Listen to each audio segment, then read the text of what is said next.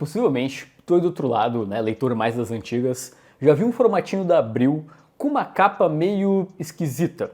Pois então, essa semana, nosso querido amigo Gustavo Vícola resolveu investigar a fundo o que acontece, por que tem algumas capas da Abril que são tão diferentes da Marvel, DC, e deixa eu apresentar para vocês alguns exemplos. Bom, primeiro do lado esquerdo tem Amazing Spider-Man 190 e tem um barco ali embaixo, né? Do lado direito tem tipo um, sei lá, alguma construção indo para baixo, verde, e a cor do vilão também tá diferente, a cor do Homem-Aranha também não tá bem, obviamente a capa da direita é da Abril, da esquerda é da Marvel. Aqui é o mesmo caso, só que mais estranho ainda, né, além da cor estar levemente, né, modificada, né, o próprio Homem-Aranha é outro Homem-Aranha, tipo, eles recortaram os vilões e colaram um Homem-Aranha numa outra posição ali no meio. Aqui, nossa, essa é muito diferente. Tem prédios, o ângulo dos prédios tá diferente, tem umas nuvens ali. Por que tem nuvens? Fumaça, sei lá. O olho do vilão, o sentido aranha ali na capa da esquerda, o Homem-Aranha aqui, ele tá um pouco mais viradinho pra frente, isso vai ser importante. Gente, só um parênteses aqui. Esse conteúdo que vocês estão vendo, ele faz parte da Soctumpou, então, que é a newsletter do Gustavo Vícola, que já foi editor da Mundo dos Super-Heróis, já foi editor da DC pela Panini, é um cara, é um baita jornalista do nosso meio, então recomendo, tá? É gratuito, é tu clicar aqui embaixo e assinar a newsletter. O legal, então, é que o Gustavo, ele resolveu entrevistar a galera da época da Abril para tentar entender por que especificamente capas ali dos anos 80 eram diferentes. Então, se você não sabe, a editora Abril tinha a famosa redação de capas. Eram eles que faziam as capas e quase nenhuma capa americana atendia aos seus critérios. Herói tinha que aparecer de frente em pose de herói. Lembre-se, por exemplo, da capa de Batman número 1, de 1984. Então essa é uma fala do queridão J.P. Martins, né, lenda da tradução no Brasil. E aqui vocês podem ver um exemplo do que ele está falando. A capa do Batman número 1 da Abril é basicamente aquele desenho do Garcia Lopes do personagem descendo com a corda, enfim, né, e de frente para o leitor, como era o critério da redação de capas da editora Abril. E para vocês terem uma noção, dentro do conteúdo da Batman número 1 da Abril, tinha a Vingança Quíntupla do Coringa, história clássica do vilão. Então, sei lá, dava pra botar essa capa. Só que é o vilão, não é o herói, não tá numa posição heróica, tá o herói ali numa situação, né, terrível. Vamos lá para uma explicação do nosso querido tradutor Mário Luiz Barroso, também entrevistado pelo Gustavo. Eles não eram os vilões, e as pessoas que trabalhavam ali eram muito talentosas, mas o estúdio de capas tinha suas próprias regras montadas ao longo de anos de produção de capas infantis. Na sequência, o Gustavo também entrevistou o Donizete Amorim, desenhista do estúdio de capas, e ele comenta que, além dessa questão, né, da pose mais heróica e tudo, eles preferiam um fundo mais limpo, então dá pra notar que eles davam eles simplificavam a parte do fundo das capas, e ao mesmo tempo, às vezes eles tinham que tirar algum herói que, sei lá, não aparece na revista, não estreou ainda no Brasil, então precisava fazer uma mudança. Tipo aqui de um lado tem um vilão, aí eles trocaram pra Gata Negra. Lendo a matéria do Gustavo Vícola, a gente lembrou de um outro caso muito emblemático, que foi a primeira publicação aqui no Brasil de Batman, o Cavaleiro das Trevas. Aqui vocês estão vendo as capas, né, que saíram nos Estados Unidos originalmente. Então a primeira é aquela capa clássica do raio, depois é um Batman com uma cara, né, de poucos amigos ali, caindo na porrada. Depois tem, nossa, essa é uma capa muito específica, né? É o símbolo do Batman com a Robin mais no cantinho. E por último, essa, putz, é difícil de decidir qual é a melhor, né? Eu fico entre a primeira do raio e a última ali o Batman, o Superman, o fogo ali, só a silhueta dos dois. Pra quem é mais novinho, quando essa minissérie foi publicada no Brasil, em 1987, a Abril basicamente foi lá, recortou, né, no caso o estúdio de capas foi lá, recortou cenas mais icônicas do Batman, tipo ali a cena quando ele aparece pela primeira vez no gibi, caindo do céu, quando ele está enfrentando a gangue mutante. Eles pegaram cenas mais heróicas e alteraram as capas do Cavaleiro das Trevas. Sinceramente, eu acho legal, assim, sim, eu acho mais interessantes as capas do Frank Miller, mas achei uma opção válida, sabe? São cenas icônicas, agora transferidas para as capas. O estúdio, então, ele acabou sendo fechado em 1988, em setembro, e veja só o que chegou em novembro nas bancas brasileiras. Watchmen. E aqui eles não modificaram. É claro que, com certeza, as capas devem ter sido preparadas antes do lançamento e tudo.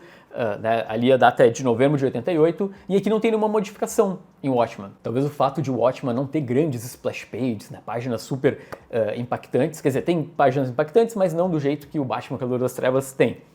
Aí eles não conseguiram fazer nenhuma mudança. Ok, vamos ter que publicar desse jeito pouco comercial. Galera, lembrando então, a newsletter do Gustavo Vícola tá aqui na descrição do vídeo, esse conteúdo mais saudosista e tudo, eu recomendo bastante. E roda a vinheta, vinheta. Galera, agora senta aí, se prepara que a gente vai bem fundo numa polêmica que teve essa semana, que é a representação do Brasil em Absolute Superman número 1. Vocês devem ter visto, né? Teve vídeo aqui no canal. Temos a estreia do Homem de Aço no Absolute Universe, com uma versão não tão revolucionária, mas com algumas diferenças. Mas como vocês podem ver aqui nessa matéria da TV Cultura no site do UOL, representação do Brasil em nova HQ de Superman causa polêmica. Entenda. Vamos lá, eu vou ir ponto a ponto para a gente entender se o Jason Aaron foi ou não injustiçado com essa questão. Porque, galera, sei lá, eles citam neve no Brasil, um prato típico seria javali com banana. Aí os comentários no geral eram: ô Jason Aaron, por que tu não foi lá, conversou com o brasileiro, perguntou alguns detalhes, para não colocar neve no Brasil, que tudo bem, tem javali, tem neve, as pessoas comem banana, mas vocês entendem que não é algo tão típico brasileiro? Primeiro um pouco de contexto. Aqui na história, o Superman, a primeira aparição dele é no Brasil, e ele está salvando trabalhadores de uma mina de diamantes. Outro ponto que a galera pode dizer: o que? Mina de diamante no Brasil? What the fuck? Pois então, no gibi, especificamente essa mina é identificada como Lages Creek Diamond Mine, ok? Vocês estão vendo aí na tela a imagem, e fica na região do Cinta Larga, um povo indígena.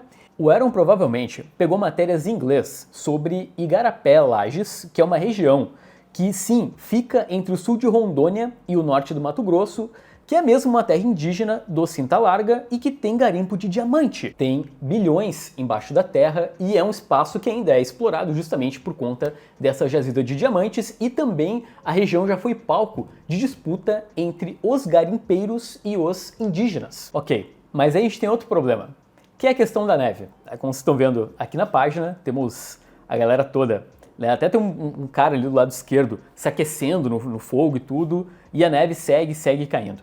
Galera, o grande problema aqui é que não é neve. Logo na segunda página dessa cena no Brasil, é dito que essa nevasca, na verdade, é amianto. Os mineradores, eles estavam trabalhando na mina, encontraram um grande depósito de amianto, ou asbestos, mandaram eles continuar cavando, e aí começou essa nevasca, que inclusive é cancerígena. Novamente, o nosso querido Jason Aaron está correto. O que está caindo do céu é fibra de amianto.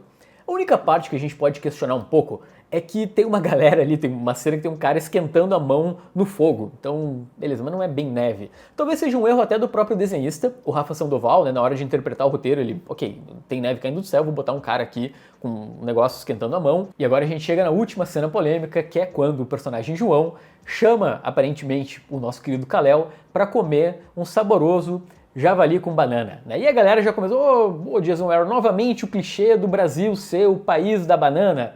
Vamos lá, vamos com calma. O que o João diz especificamente é o seguinte: hoje à noite vai ter barbecue bar e grilled plantains, e vamos beber cachaça e dançar até que o sono nos derrube como a febre. Vem com a gente, você vai ser bem-vindo. Então, muita gente traduziu o barbecue bar como, né, churrasco de javali. E ok, eu sei que tem javali no Brasil, não é algo tão comum, é uma parada mais Asterix do que algo exatamente brasileiro.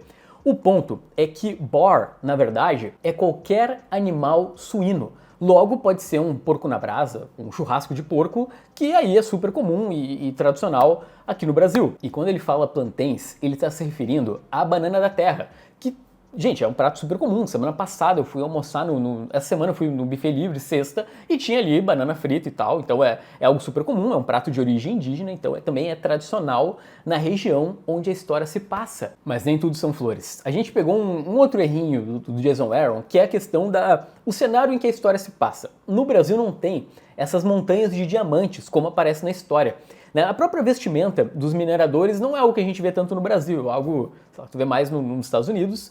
Se vocês forem ver o local as jazidas de diamante é algo que lembra muito mais um descampado, que é tipo uma clareira no meio da floresta, do que realmente aquelas minas clássicas de filme americano. Resumidamente, nem o Jason Aaron, nem o Rafa Sandoval fizeram feio, né? Eles realmente pesquisaram sobre o Brasil e, inclusive, trouxeram uma parte do país que eu não manjo tanto, assim, eu não fazia ideia, né, dessas questões que estão apresentadas aqui. Eu acho que uma parte da audiência também não. E além do fato de que não precisa ter uma verossemelhança tão perfeita, né, enfim, até pela questão dramática da história, etc.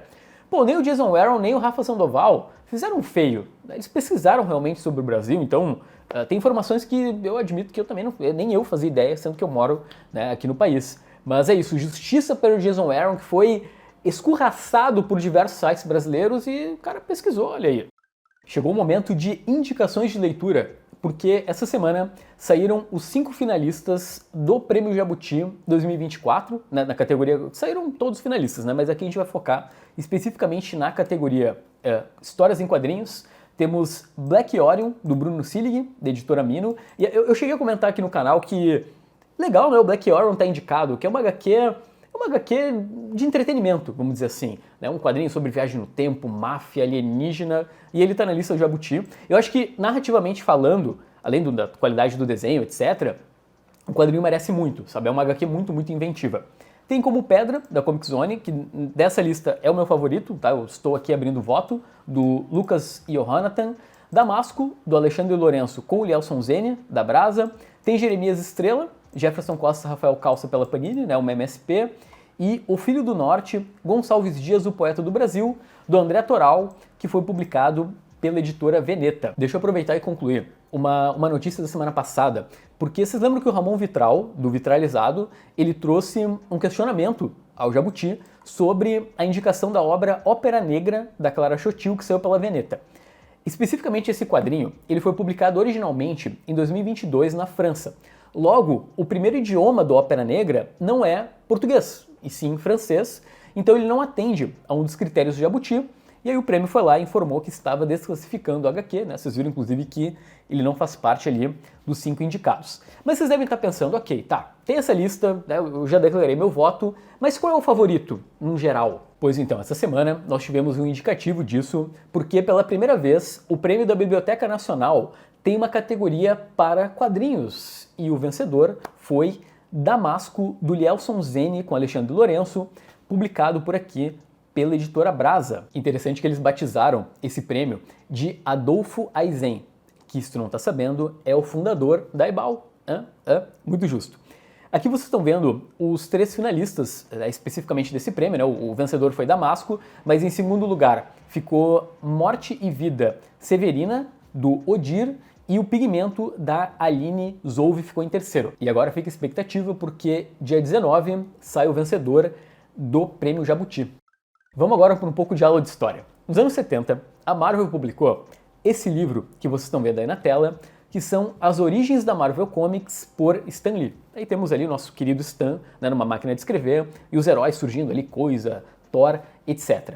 Pois então, durante muito tempo, as informações contidas nesse livro foram consideradas a versão oficial para o surgimento dos heróis da Marvel Comics. O conteúdo dessa publicação são as primeiras edições de vários heróis da Marvel, então vai ter, por exemplo, o Fantastic Four número 1, e vários textos entre as HQs.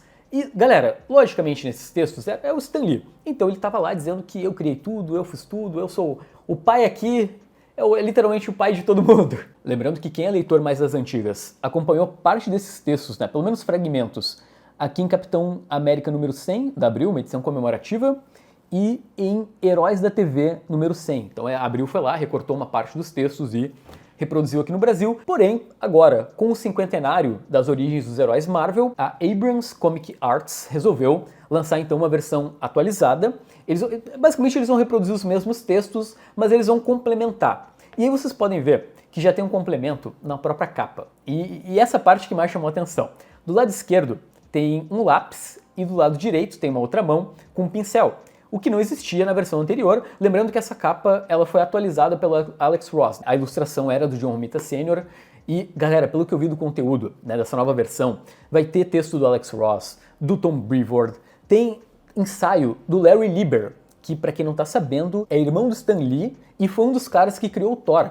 Ou seja, ele é o último ser humano vivo que trabalhou, né? Hoje ele tem 93 anos, que trabalhou na origem desses super-heróis. Não temos perspectiva disso ser publicado no Brasil, não sei nem se pode, né? Porque tem as edições 1 dos heróis da Marvel e os direitos são da Panini. Mas sei lá, se a Panini quiser publicar por aqui, eu acho que é legal, né? Sobre ponto de vista histórico, ainda mais que agora temos aí mãos de Jack Kirby e Steve Ditko.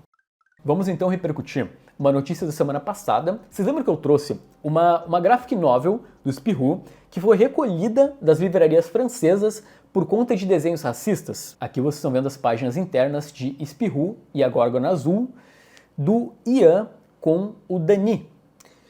Galera, dá pra entender o motivo do quadrinho ter sido recolhido, né, das livrarias, até porque não é uma HQ que foi produzida nos anos 80, sei lá, 60 e de repente relançaram agora. Não, foi produzida recentemente. E a novidade é que o Dany, né, que é o ilustrador do quadrinho, ele foi desconvidado do AnGBD, que é um festival que acontece em dezembro lá na França, e ele era um convidado, ia ser homenageado, etc. E agora ele não vai mais. Aqui vocês estão vendo o cartaz dessa edição do evento, na edição 2024, acontece então entre os dias 7 e 8 de dezembro. E vocês sabem quem foi o cara que ilustrou esse cartaz? Pois é, o próprio Dany, tá ali embaixo o nome.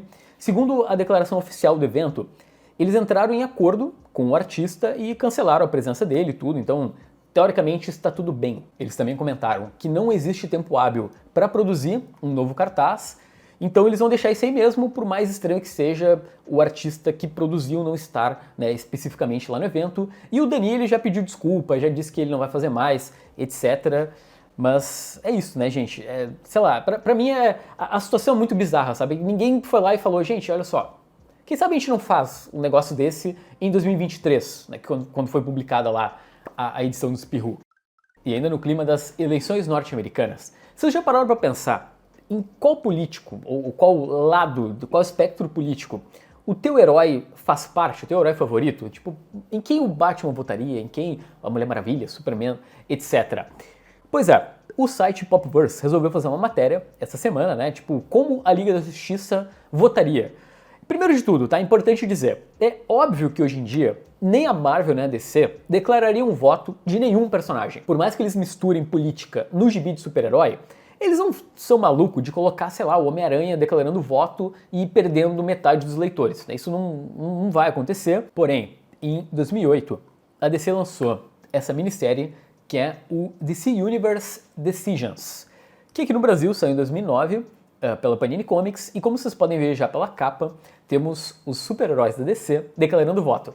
Gente, era outra época, então acompanha comigo. Primeiro eu quero destacar a grande sacada da DC Comics de fazer esse quadrinho ser roteirizado por dois caras que estão em espectros políticos diferentes. Então nós temos o Bill Willigan, que é um republicano, e o Judd Winick, que é um democrata. E a gente não vai entrar aqui na discussão sobre esquerda e direita, eu sei que dá pra questionar o quanto tem esquerda ou não tem direita nos Estados Unidos, mas vocês entenderam, né? Temos um cara mais progressista e um outro mais conservador.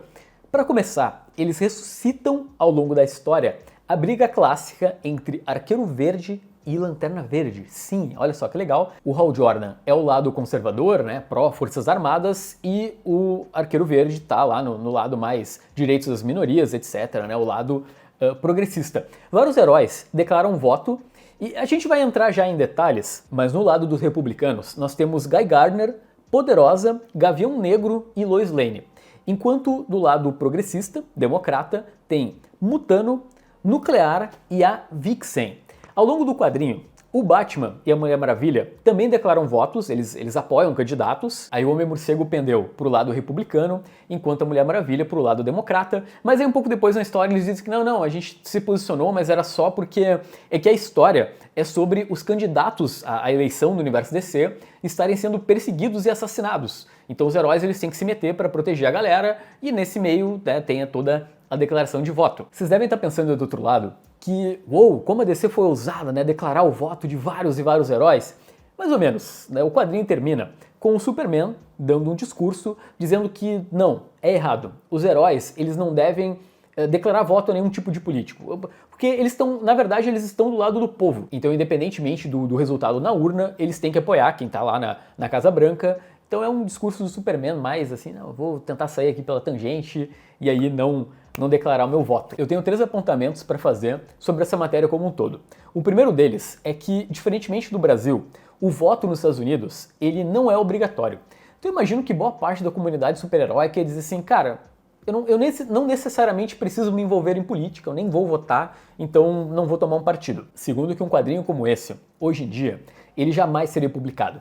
Tem um documentário muito bom na Netflix sobre a dinâmica das redes e como a polarização é muito mais forte hoje em dia. Né? Meio que nós somos empurrados absurdamente para ir para o máximo de extremo possível e consumir o máximo de conteúdo de extremismo. Então, cara, não tem clima para Marvel, para DC lançar algo que até um tempo atrás seria talvez uma brincadeira até sadia, né? Tentar imaginar onde os heróis se enquadrariam politicamente falando. E eu acho que se essa HQ saísse pela Marvel, que é mais progressista do que a DC, não terminaria com o discurso do Superman. Aí, para terminar, né, como aqui nós temos o compromisso com a informação, se tu estava em outro planeta, sim, novamente, os Estados Unidos da América elegeram o Donald Trump foi eleito novamente presidente dos Estados Unidos. Foi muito bom ter vocês por aqui, uma excelente semana para todo mundo, e eu quero lembrar que galera, só um parênteses, eu esqueci de pedir o like lá no começo do vídeo, então se vocês puderem clicar agora, ajuda muito, se inscrever no canal, e esse vídeo com essa pauta super elaborada e detalhada, etc., ele só existe por conta da galera de catarse.me/2quadrinhos. Deixa eu mandar um abraço também pro meu querido redator Érico Assis, que fez essa pauta do Superman absurdamente detalhada pra gente discutir, né, a representação do Brasil. Gente, esse é o programa, a gente pega o nosso herói, o nosso entretenimento e leva a sério, tá bom? Boa semana pra todo mundo e até o próximo vídeo. Tchau, tchau.